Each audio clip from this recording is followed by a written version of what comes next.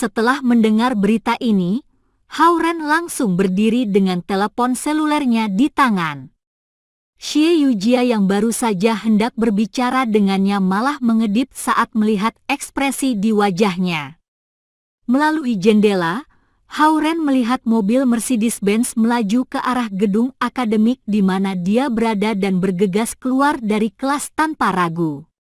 Xie Yujia ingin memanggilnya, tetapi sudah terlambat. Melesat keluar dari gedung akademik, Hao Ren melihat Mercedes-Benz sudah berhenti di pintu masuk.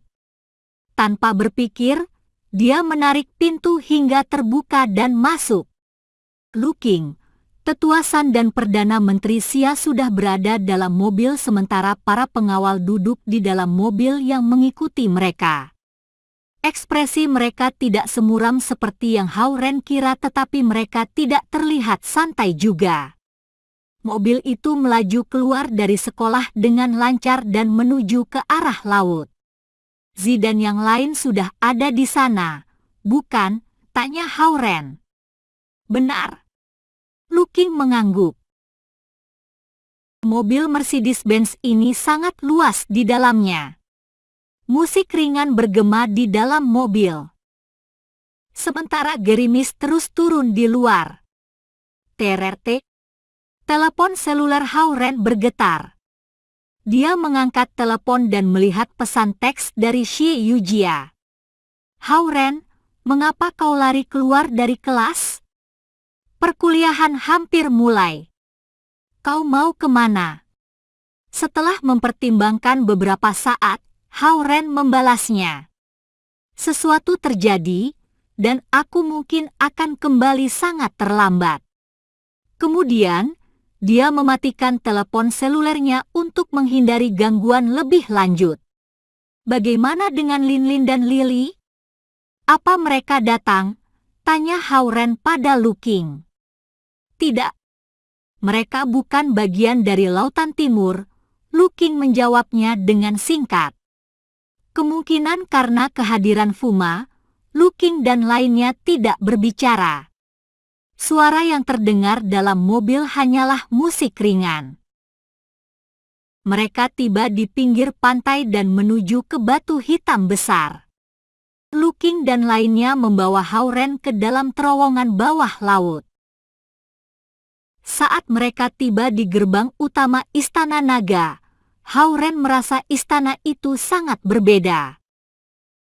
Semua jenis susunan formasi diaktifkan, dan jumlah tentara patroli telah berlipat ganda. Semakin dekat penderitaan surgawi Zhao Kuo, seluruh istana naga Lautan Timur terlihat seolah-olah mereka mempersiapkan diri untuk perang. Semua susunan formasi digunakan, bahkan semua tentara patroli menggunakan persenjataan lengkap. Setelah melewati gerbang utama yang dijaga ketat, Lu Qing, Hao Ren dan yang lain memasuki Istana Naga. Altar untuk penderitaan surgawi Zhao Kuo terletak di ujung barat laut Istana Naga. Karena mereka tidak bisa terbang dalam Istana Naga, mereka harus berjalan ke sana. Dalam perjalanan, mereka melewati beberapa titik pemeriksaan. Meskipun para tentara mengenali Lu Qing dan Perdana Menteri Xia, mereka masih memeriksa identitas mereka. Hao Ren melihat sekeliling dan melihat jumlah tentara yang melindungi istana-istana kunci seperti Istana Pendalaman Kultivasi dan Istana Harta Dewa juga telah berlipat ganda. Mereka tidak bisa ditembus. Jika ada yang ingin mengambil kesempatan itu untuk masuk ke dalam Istana Naga Lautan Timur, mereka akan langsung dibunuh. Lu Qing, Hao Ren, dan lainnya akhirnya tiba di altar putih yang sangat besar di mana ada lebih dari 10.000 tentara yang melindungi bagian tepinya. Setiap jenderal berpakaian baja emas memimpin 1.000 tentara berpakaian baja perak yang mewakili salah satu dari 12 cabang duniawi. Ada 12 cabang duniawi, jadi ada 12 jenderal berpakaian baja emas dan 12.000 tentara berpakaian baja perak. berdiri dengan mengenakan seragam berselang-seling di sebelah altar. Kelihatannya seperti sebuah kompas dari atas. Altar itu terbuat dari satu potong batu giok raksasa yang bahkan lebih megah dibanding terakhir kali saat Howren melihatnya. Segala jenis pola dan pahatan yang rumit diletakkan di altar, berkilau dengan terang. Segala macam susunan formasi kompleks bisa diaktifkan setiap saat. Semua tetua di Istana Naga hadir. 10 tetua berjubah ungu yang memiliki kekuatan kultivasi terbesar berdiri di lingkaran dalam sesuai posisi dari 10 tangkai surgawi. Bahkan Howren, yang sama sekali tidak tahu mengenai susunan formasi, dapat mengatakan itu adalah susunan formasi yang sangat kuat. Di bagian tengah altar batu giok yang seukuran bukit, Zhao Kuo, yang mengenakan jubah sian sederhana, sedang duduk di tanah bersila dengan mata tertutup. Kecuali ikat pinggang hitam, dia tidak memiliki hiasan lain di dirinya. Di sebelah kanannya, berdiri sebuah pedang hitam dua sisi bermata 31 yang panjang pegangannya lebih dari 3 meter. Terbuat dari besi mistik air biru 10.000 tahun, pedang dua sisi bermata 3 ini beratnya hampir 3.000 kilogram. Memiliki bentuk seperti trisula, tetapi 100 kali lebih kuat daripada sebuah trisula. Senjata Zhao Kuo ini menimbulkan reputasinya. Senjatanya disebut penderitaan pembunuhan. Rambut hitam, janggut hitam, dan wajah hitam. Zhao Kuo beristirahat dengan damai, dan ini pertama kalinya Howren mendapati pria ini sangat luar biasa. Lebih dari 10.000 orang berdiri dengan wajah muram mengelilingi altar sementara Zhao Kuo sendirian di tengah. Dia siap merengkuh penderitaan hidup dan mati dengan tenang. Dia berhak akan nama kultivator nomor 1 di dunia fana. Yang mulia. Howren terbangun dari lamunannya oleh sapaan Lu Qing. Dia berbalik dan melihat Zhao Guang berjalan ke arah mereka bersama Zhao Hongyu dan Zhao Yanzi. Zhao Guang mengangguk. Ketegangan di wajahnya menunjukkan kegelisahannya. Zhao Hongyu tersenyum kecil ke arahnya, dan mata Zhao Yanzi yang besar melirik ke arah Howren sambil tetap diam. Dia memiliki ikatan yang mendalam dengan paman ketiganya dan sangat khawatir akan penderitaan surgawinya. Tetua Zhao memperkirakan penderitaan surgawi akan datang 6 jam lagi. Perdana Menteri Siam melangkah ke depan dan berkata pada Zhao Guang, "Oke, persiapkan semua orang." Zhao Guang melambaikan tangannya. 6 jam. Lautan Timur sangat mementingkan penderitaan surgawi Zhao Kuo sehingga seluruh istana naga Lautan Timur mulai bersiap-siap 6 jam sebelumnya, pikir Howren. Waktu terus berlalu, dan semua orang menjadi tegang. Meski penderitaan surgawi diperkirakan akan datang dalam waktu 6 jam, tidak seorang pun yakin jika hal itu akan tiba lebih awal dari itu. Zhao Yanzi merasa lelah setelah berdiri sangat lama. Dia ingin beristirahat sebentar tetapi tidak dapat menemukan tempat untuk bersandar. Kecuali dia duduk di tanah, dia tidak benar-benar bisa beristirahat. Akan tetapi, sebagai seorang tuan putri, dia tidak pernah bisa melakukan sesuatu yang tidak pantas. Melihat Zhao Hongyu dan Zhao Guang menatap Zhao Kuo yang berada di tengah altar, dia diam-diam bergerak ke Howren, berpegangan ke bajunya sambil bersandar ke lengannya. Howren sedang melakukan kultivasi gulungan pedang cahaya pemecah bayangan, dan dia berhenti dan memeluk Zhao Yanzi saat dia menyadari gerakannya.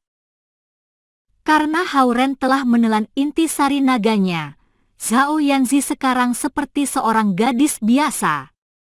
terlalu berat baginya untuk berdiri beberapa jam. Akan tetapi, Zhao Guang telah memerintahkan semua orang bersiap untuk acara mendatang, dan tidak seorang pun bisa beristirahat. Bahkan dia sendiri juga berdiri, jadi Zhao Yanzi tidak bisa dikecualikan. Pada saat ini, seluruh istana naga lautan timur harus bersatu dan menghadapi penderitaan surgawi bersama-sama. Zhao Guang tidak akan membiarkan apapun mengalihkan perhatian mereka. Zhao Yanzi menghela nafas lega saat Hao Ren menopangnya, sakit di kakinya berkurang.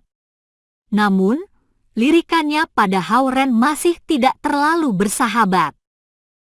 Boom! Gemuruh bisa didengar dari langit.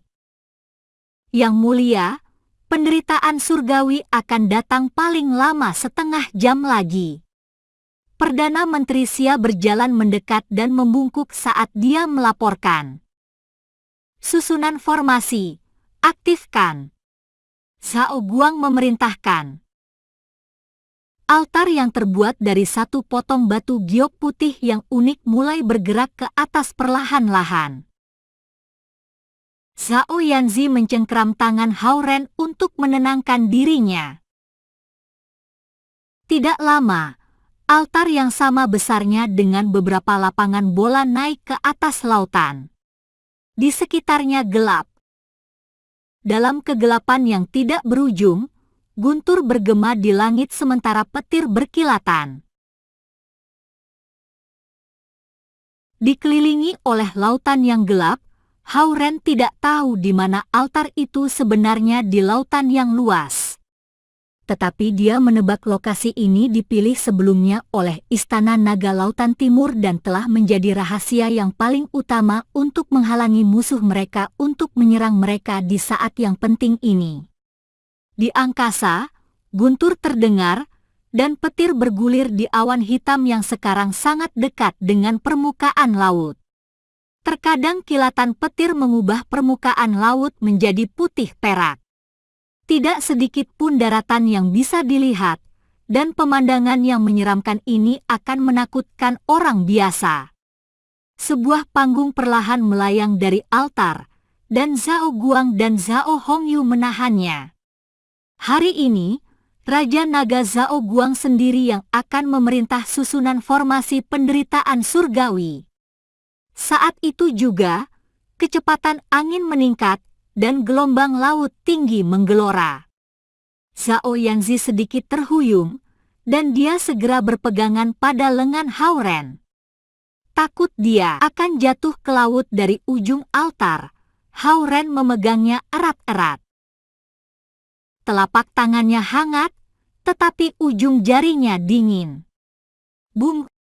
Sekelebat petir menukik melintasi angkasa. Bahkan Hao Ren yang belum pernah mengalami acara seperti ini tahu bahwa penderitaan surgawi telah tiba. Zhao Yanzi menjadi gugup. Pegangannya di tangan Hao Ren menguat. Kilatan petir melintasi awan, dan suasana di altar yang besar itu, di mana lebih dari 10.000 kultivator naga berkumpul, semakin muram. Dar! Kilatan petir pertama menabrak turun dari awan-awan.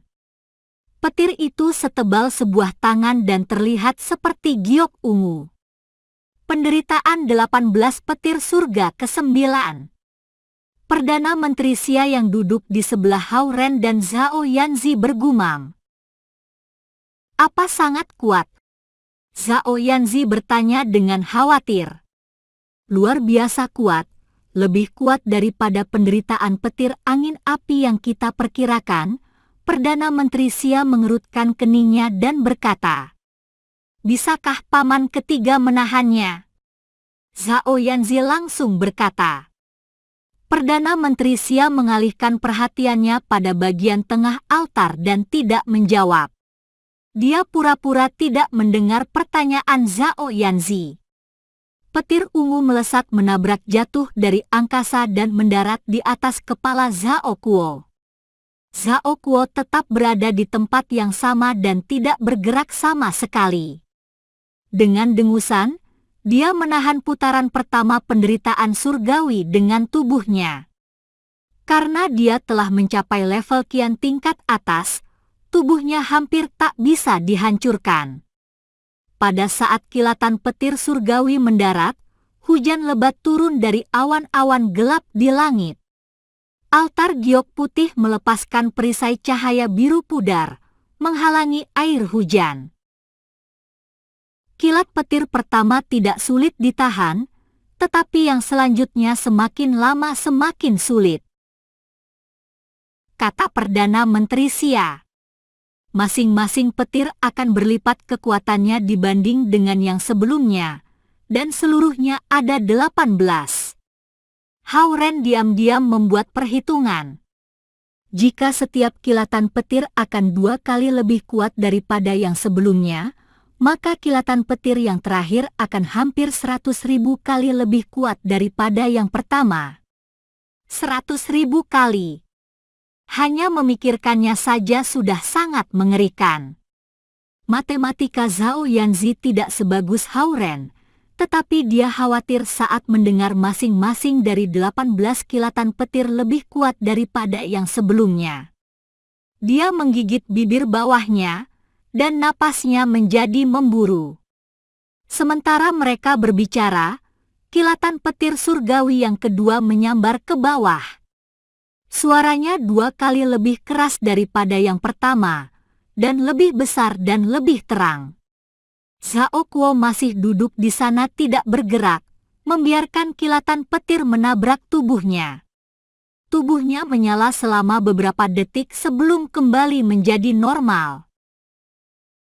Tetua Zhao memang benar-benar kultivator nomor 1 di dunia fana. Dia tidak melawan penderitaan petir. Malah, dia menyerap kekuatan penderitaan surgawi dan menyimpannya untuk menahan kilatan petir yang berikutnya, Perdana Menteri Xia berkata dengan suara rendah. Hao Ren dan Zhao Yanzi saling berpegangan tangan erat-erat sementara mata mereka terkunci pada Zhao Kuo yang berada di tengah altar. Ini pertama kalinya mereka menyaksikan penderitaan surgawi, dan itu sangat penting bagi Lautan Timur. Boom! Kilatan petir surgawi yang ketiga datang dengan suara yang mendentum. Petir itu menerangi setengah langit. Hao Ren telah bermain-main dengan ide membantu paman ketiga Zhao Yanzi menyerap kekuatan petir dengan tekniknya. Sekarang melihat kekuatan besar dari kilatan petir surgawi, dia tahu idenya sangat naif.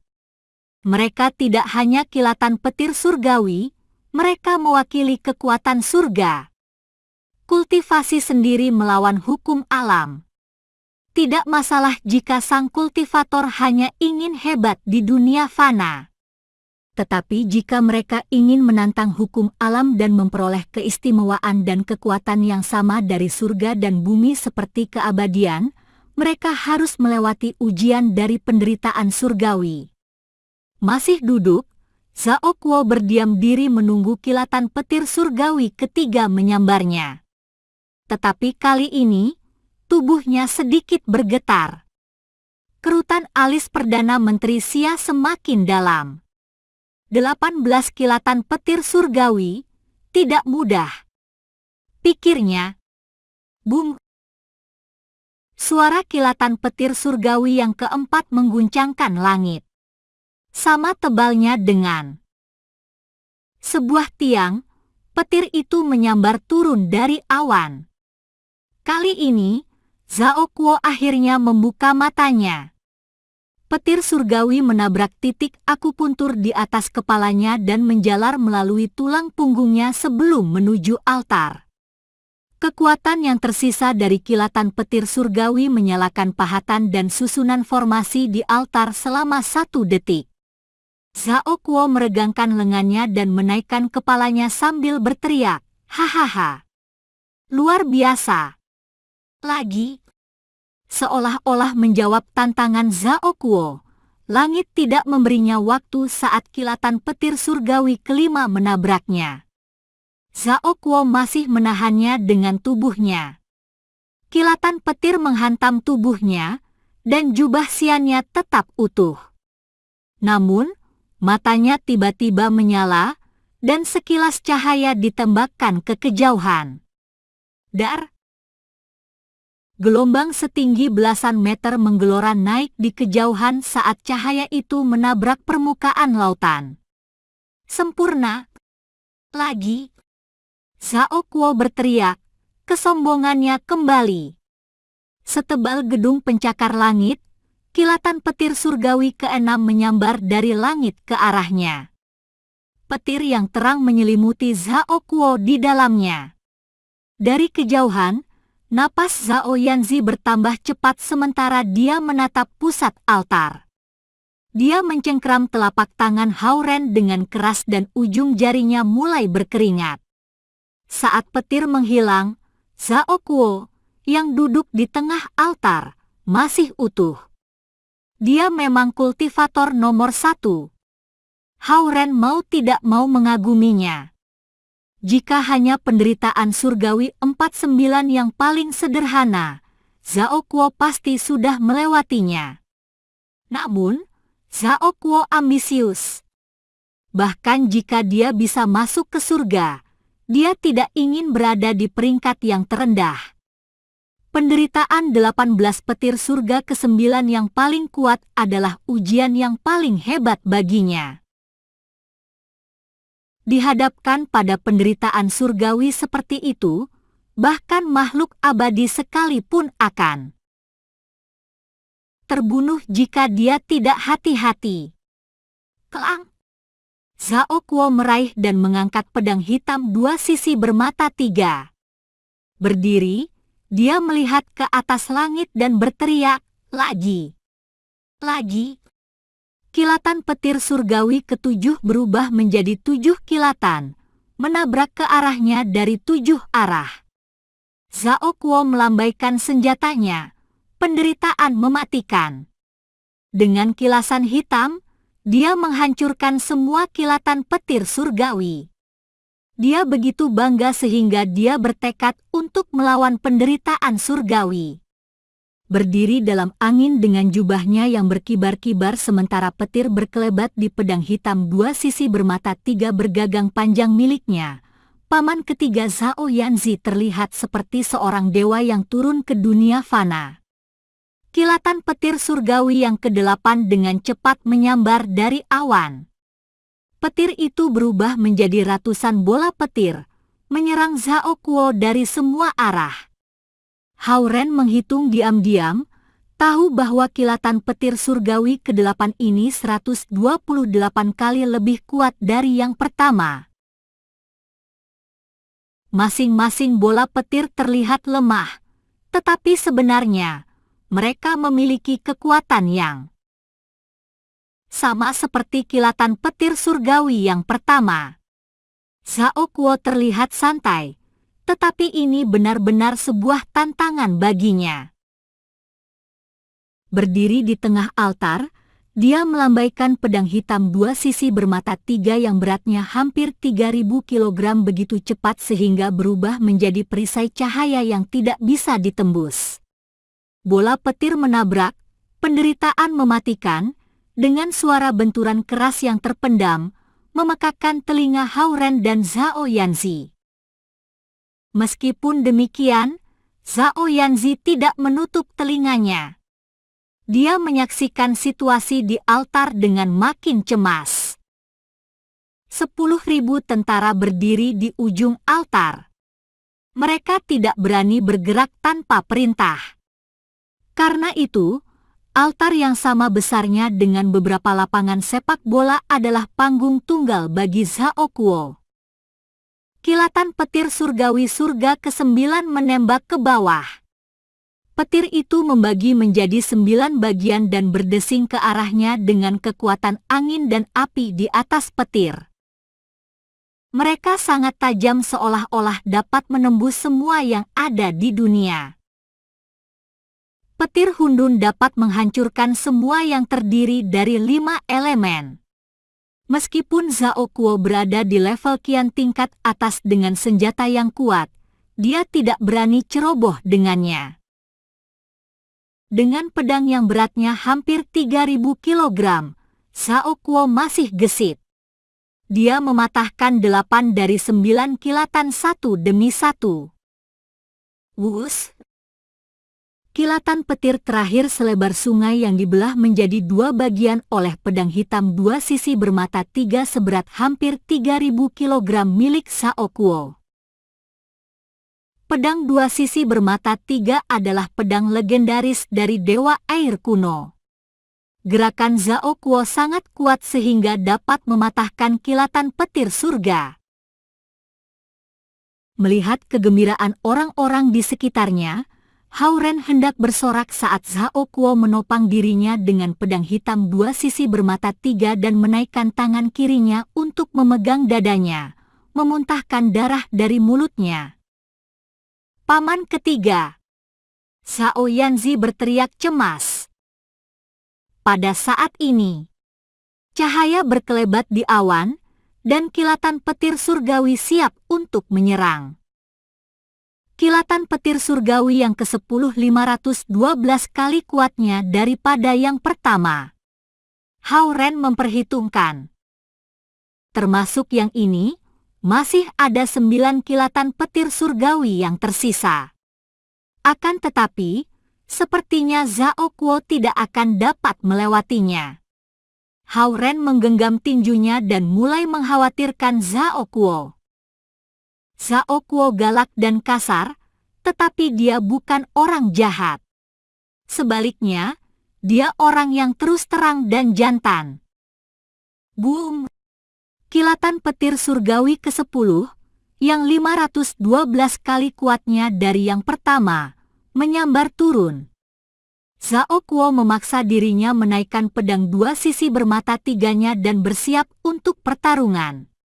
Sekali penderitaan surgawi diaktifkan, ia tidak bisa dihentikan. Sama seperti kultivasi, kultivator tidak akan mundur sekali mereka mulai meski semua kesulitan di depan mereka. Kelang! Pedang 2 sisi bermata 3 milik Zhao Kuo memukul lantai altar dan membuat suara keras. Dengan darah di bibirnya, dia melihat dengan tenang ke langit.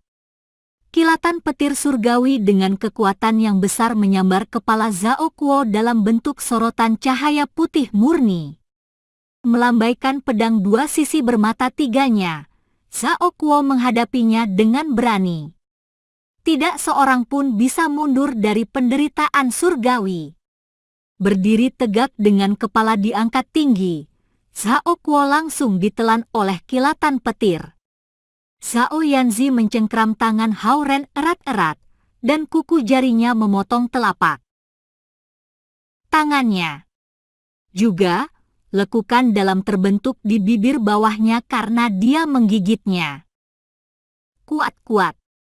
Saat kilatan itu menghilang, Zhao Kuo berlutut di tengah altar di atas satu lutut. Pedang 2 sisi bermata 3 miliknya hancur berkeping-keping, dan lengannya penuh darah. Di langit, kilatan petir surgawi ke-11 siap menyerang. Mengetahui Zhao Kuo tidak akan bisa bertahan, Zhao Guang berteriak, susunan formasi langit dan bumi, aktifkan. Gema perintahnya menyebar ke ujung altar. Ya. 10.000 tentara yang menunggu di sekitar altar menjawab dengan suara keras. Surga licik, surga rusak. Aku akan menangkapmu. Pada saat itu, Zhao Kuo tiba-tiba terbang dengan jubahnya yang compang-camping. Dengan raungan, dia tiba-tiba berubah menjadi naga hitam dan terbang tinggi ke langit.